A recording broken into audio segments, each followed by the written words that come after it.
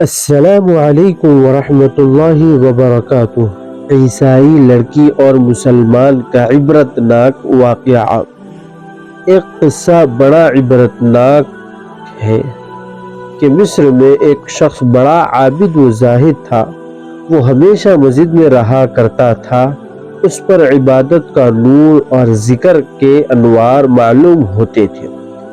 ایک دن اذان دینے کے لیے حسب معمول مسجد کے مینار پر چڑھا اور نیچے ایک عیسائی کا مکان تھا۔ اس کی نظر اس گھر میں پڑی اور دیکھا کہ عیسائی لڑکی بہت حسین و جمیل ہے۔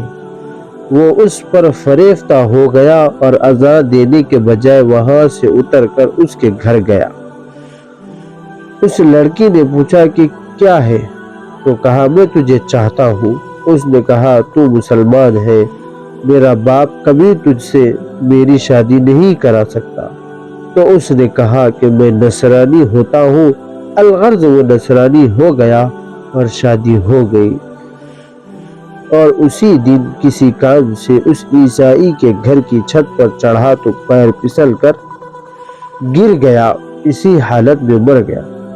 الغرض معصیت و گناہ کبھی انسان کو کفر و بے ایمانی میں مبتلا کر دیتے ہیں، اور اسی حال میں وہ دنیا سے چلا جاتا ہے اور جہنم رسید ہو جاتا ہے۔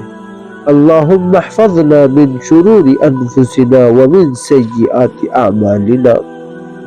ایسے ہی مزید واقعات سننے کے لیے ہمارے چینل کو ضرور سبسکرائب کر لیجیے۔ السلام علیکم ورحمۃ اللہ وبرکاتہ۔